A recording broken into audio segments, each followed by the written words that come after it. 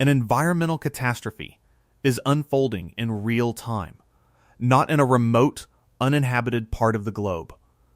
Right now, in America. Scientists are watching an ancient lakebed, 800 square miles of it, transform into an invisible weapon, and if it cannot be stopped, it will poison a city. Over 2.5 million people live directly in its path. They build their homes, raise their families, and breathe the air in a valley that now sits downwind from a toxic wasteland of its own creation. Their survival depends on one thing: keeping the dust on the ground. But the dust is already in the air. This is a story about more than just a dying lake. It's about the air we breathe, the water we divert, and the astronomical price of looking away for too long. If you've ever wondered what the breaking point of an ecosystem looks like, let us know in the comments below what you think the point of no return is. Many of you who watch these documentaries understand the gravity of the issues we cover. You value the research, the detail, and the truth. But a surprising number of you forget to subscribe after watching. If you believe these stories need to be told, and you want to support our ability to keep telling them, then I'm asking you to subscribe right now. It is the single most important thing you can do to help us continue this work. It's a small click, but it's an enormous signal. Hit that button, and let's begin. The Great Salt Lake was supposed to be a tomb. For over a century, the runoff from Utah's explosive growth drained into its waters. Runoff from mines, from smelters, from farms. A cocktail of heavy metals and industrial byproducts. A liquid ledger of human activity. It contained arsenic, antimony, copper, lead, and mercury. All of it settled on the lake floor, sinking into the sediment, trapped safely beneath trillions of gallons of water. Buried and forgotten. As long as the water was there, the poison was contained. But the water is no longer there. What has been exposed is a vast, empty expanse of dry lakebed, an area roughly the size of the island of Maui, 512,000 acres of fine, powdery sediment, sitting directly next to the Wasatch Front, one of the fastest-growing metropolitan regions in the United States. When the wind blows, and the wind always blows, it lifts the top layer of that exposed earth into the air. But this isn't just sand. It is not just dirt. It is an aerosolized poison. Dr. Carrie Kelly, a chemical engineering professor at the University of Utah, has laid out the stakes in the clearest possible terms. She says, you're talking about a very large dust source located next to a very large population, and you've got elevated levels of manganese, iron, copper, and lead. Lead is a concern for developmental reasons. It's a clinical description for a terrifying reality. Microscopic particulate matter, known as PM2.5 and PM10, is so small that when inhaled, it bypasses the body's natural defenses and lodges deep within the lungs. From there, it can enter the bloodstream. This is not a theoretical risk. It is a documented public health disaster in the making. Dr. Courtney Henley of Utah Physicians for a Healthy Environment states it bluntly. All living beings will inhale blowing lakebed dust, and every human resident in the path of blowing dust is impacted. One large dust storm can impact millions of people. The long-term exposure to these specific heavy metals is linked to a brutal list of human illnesses. Respiratory distress, asthma, cardiovascular disease, cancer, and for children whose bodies and brains are still developing, the risk from arsenic and lead exposure is even more severe. Developmental delays, neurological damage, a lifetime of consequences from breathing the air in your own backyard. This is the central terrifying truth of the Great Salt Lake crisis. An ecological disaster, as biologist Dr. Bonnie Baxter calls it, is rapidly becoming a human health disaster. But to understand how we arrived at this moment, you have to understand that this was not an accident. It was a choice, made over and over again for 100 years. The Great Salt Lake is a terminal lake.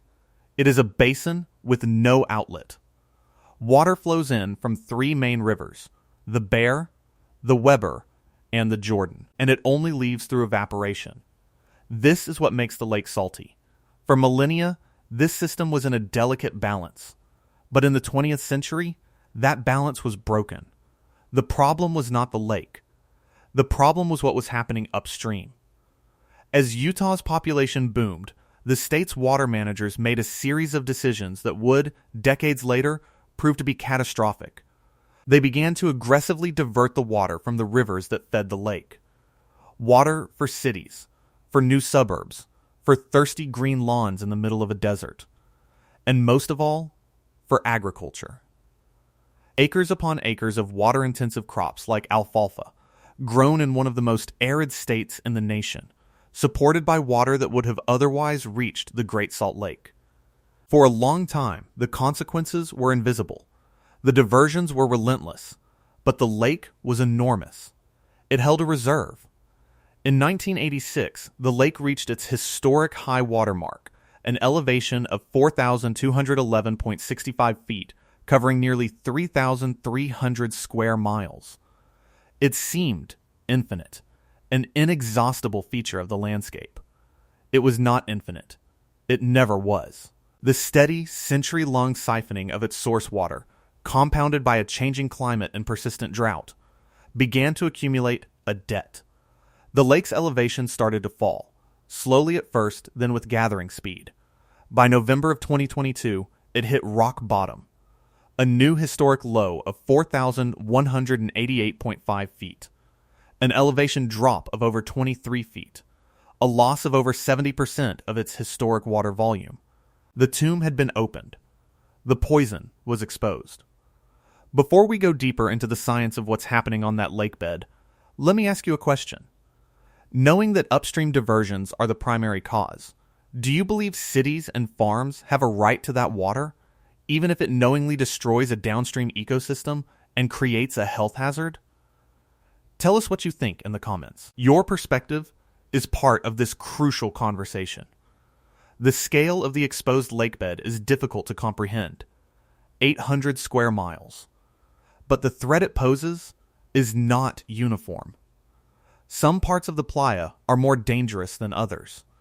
Identifying those areas became one of the most urgent scientific missions in the state's history. And it fell to one man on a bicycle. Dr. Kevin Perry is an atmospheric scientist at the University of Utah. For 2 years, he undertook an almost absurdly demanding research project. He rode a specialized fat tire bike back and forth across hundreds of miles of the desolate, sun-baked, and toxic lakebed. His mission, to map the chemical composition of the dust and identify the specific hot spots most likely to become major sources of wind-blown pollution. What he found was startling. The dust wasn't uniform. The concentrations of heavy metals varied dramatically from place to place. He identified key areas, like Farmington Bay and Bear River Bay, as having dangerously high levels of arsenic and other contaminants.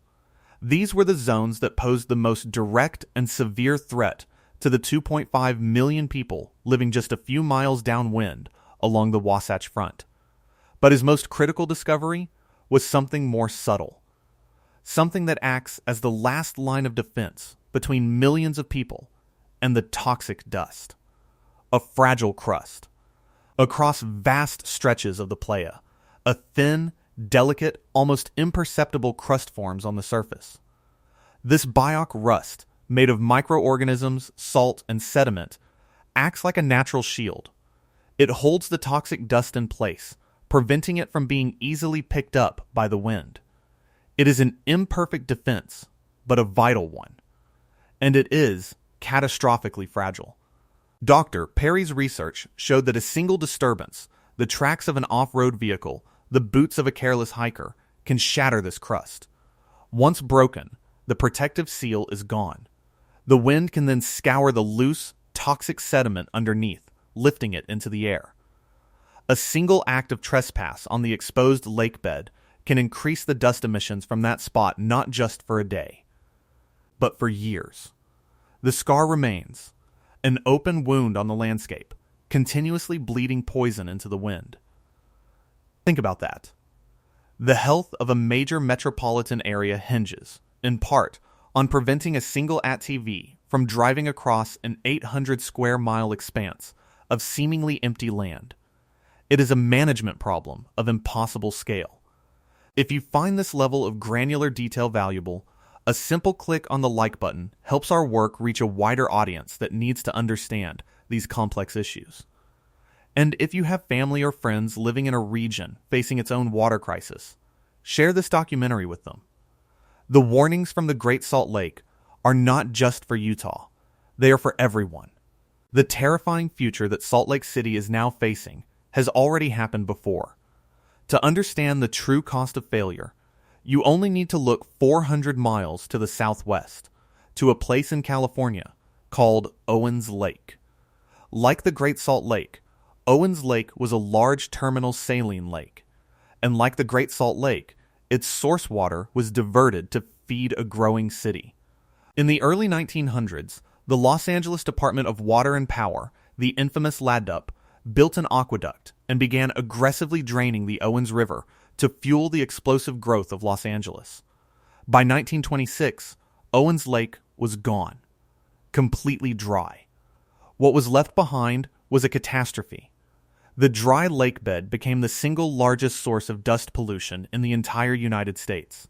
For decades, massive plumes of alkaline dust containing carcinogenic heavy metals blew across the region, causing an epidemic of respiratory illnesses. The air became so toxic, it violated federal air quality standards hundreds of times over. The problem became so severe that the government finally had to act. Los Angeles was ordered to control the dust. The price tag for that failure is the most important warning for the state of Utah. To suppress the toxic dust from just 48.6 square miles of the Owens Lake playa, the laden has spent over $2.5 billion. Billion with a B. And they are not done. The costs are ongoing, a permanent tax on a century-old mistake. Now, do the math. Los Angeles spent $2. $5 billion to mitigate dust on less than 50 square miles. The Great Salt Lake has over 800 square miles of exposed, toxic lakebed. The cost to implement the same kind of physical dust suppression, using gravel, vegetation, or shallow flooding, across an area more than 16 times larger, is almost unthinkable. It would not be billions. It would be tens of billions. An economic cataclysm that could financially ruin the state of Utah. There isn't enough money. Not in the state budget. Not anywhere. Dr. Brian Monch, the president of Utah Physicians for a Healthy Environment, has made this exact point repeatedly. He says, in other parts of the world, where saline lakes have been allowed to shrivel up because of upstream diversions, the end result has been public health disasters from the clouds of relentless toxic dust. Owens Lake is not a metaphor. It is a receipt. A detailed invoice for what it costs when a lake is sacrificed for growth. The only solution that is financially viable is to put the water back. Because the dust is not the only consequence. It is not even the most insidious one. The death of the Great Salt Lake has triggered a series of cascading failures, each one amplifying the others in a terrifying feedback loop. A doom loop that is now actively accelerating the crisis. It begins in the mountains. The Wasatch Mountains, which tower over Salt Lake City, are home to a world-famous ski industry built on light, powdery snow. A significant portion of that snow, between 5 and 10%, is a direct result of lake effect storms. Moisture evaporates from the Great Salt Lake, forms clouds, and deposits snow on the mountains. The lake, in essence, helps create its own water supply. But now, instead of sending moisture, the dying lake sends poison. The dark, toxic dust from the exposed playa blows eastward and settles on the pristine white snowpack of the Wasatch Range. The effect is simple physics. Dark surfaces absorb more sunlight than light surfaces. The dust-coated snowpack warms up faster. It melts earlier and more rapidly than it should. This has two devastating consequences. First, it ruins the ski season, threatening a multi-billion-dollar pillar of Utah's economy. Second, and far more critically, it disrupts the state's water supply. The snowpack is Utah's largest reservoir. It is supposed to melt slowly throughout the spring and summer, replenishing rivers and reservoirs. When it melts too quickly, that water rushes downstream all at once, overwhelming the system's ability to capture and store it. Much of it is lost.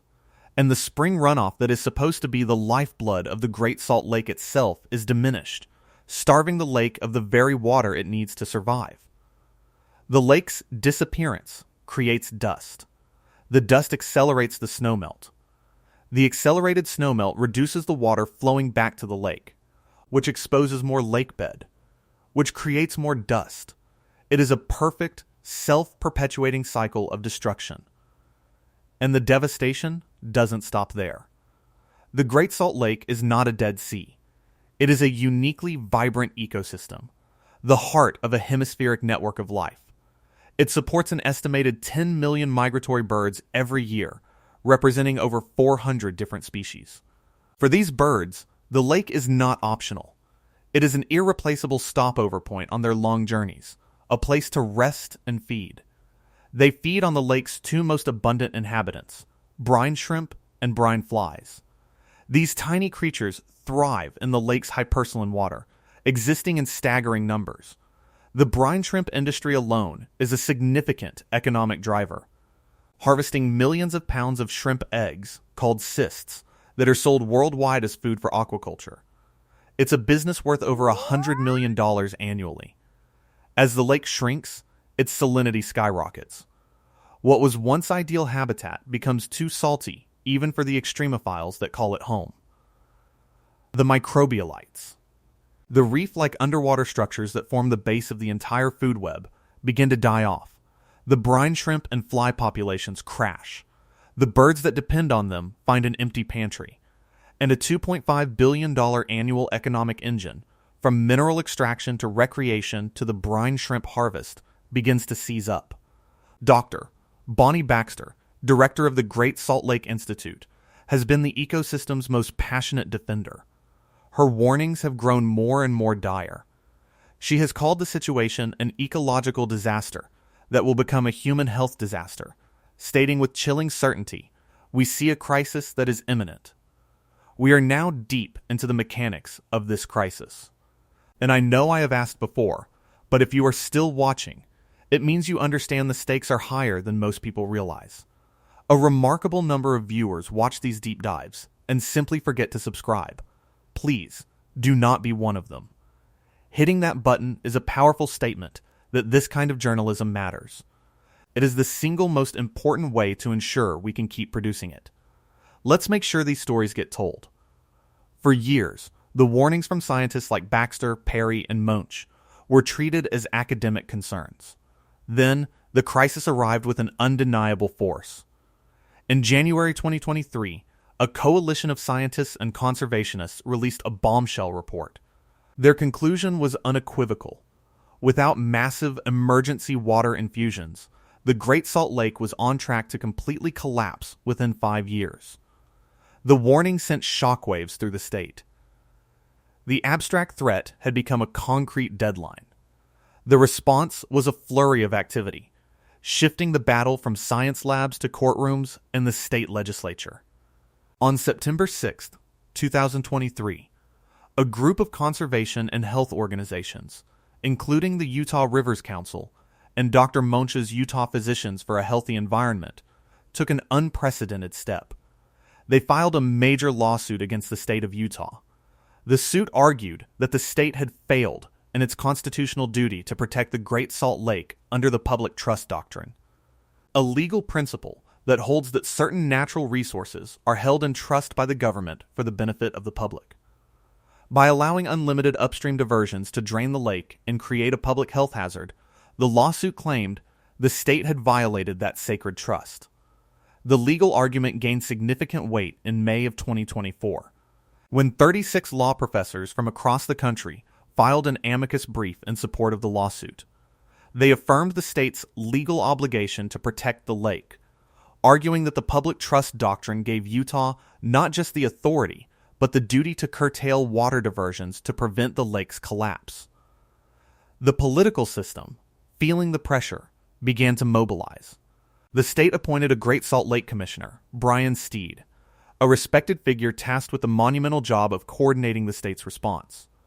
His role is to be the central nervous system for policy, conservation, and legislative action, attempting to steer a massive, decentralized system toward a single goal, getting more water to the lake. One of the most promising developments was the creation of the Great Salt Lake Watershed Enhancement Trust. Established with an initial $40 million in state funds, the trust was designed to do one thing: acquire water rights. In the complex legal world of Western water law, water rights can be bought, sold, and leased like any other property. The trust's mission is to purchase or lease water rights from farmers and other users who are willing to part with them, and ensure that water flows to the lake instead of being diverted. And it has seen some success. As of January 2026, the trust had successfully shepherded roughly 72,485 acre-feet of water into the lake. It was aided by massive, permanent water donations from powerful entities like the Church of Jesus Christ of Latter-day Saints and the mining giant Rio Tinto Kennecott. It was a tangible victory, a demonstration that the system could in fact be changed. It was a solution. But it was not enough. It was never going to be enough. The problem with solutions in a crisis of this magnitude is that they are measured against the scale of the problem itself, and the Great Salt Lake's problem is a deficit measured in trillions of gallons.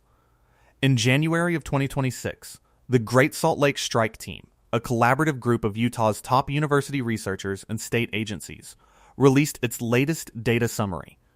The report confirmed that despite record-breaking snowpack in the winter of 2023 and the hard-won water acquisitions, the lake ended the 2025 water year at an elevation of 4,191.1 feet.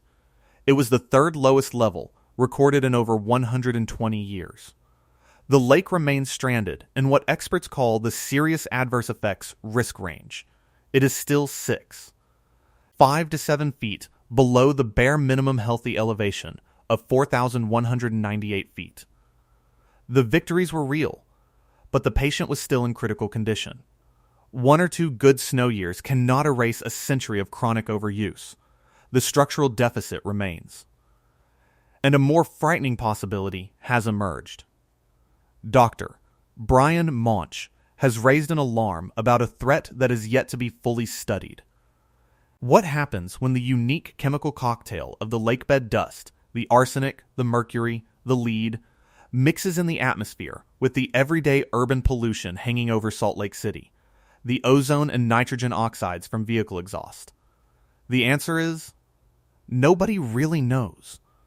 He warns that these chemical interactions could create entirely new, unstudied secondary toxic compounds in the very air that 2.5 million people breathe.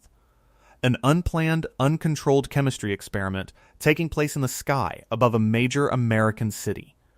This last section is the most important. And yes, this is the third time I'm asking. If you believe this work is vital, subscribing is how you cast a vote for it. It ensures these stories rise above the noise. It genuinely is that important. Thank you. So where does this leave Salt Lake City? It leaves the city caught between a history it cannot change and a future it cannot afford. The science is settled. The economic consequences are clear. The health risks are undeniable. The world is now watching, thanks in part to a high-profile documentary that premiered at the 2026 Sundance Film Festival, bringing international visibility to the work of experts like Dr. Bonnie Baxter and Commissioner Brian Steed. The state of Utah has the data. It has the warnings. It has the ghost of Owens Lake as a multi-billion-dollar cautionary tale, and it has a portfolio of potential solutions. Conservation, water markets, new legislation.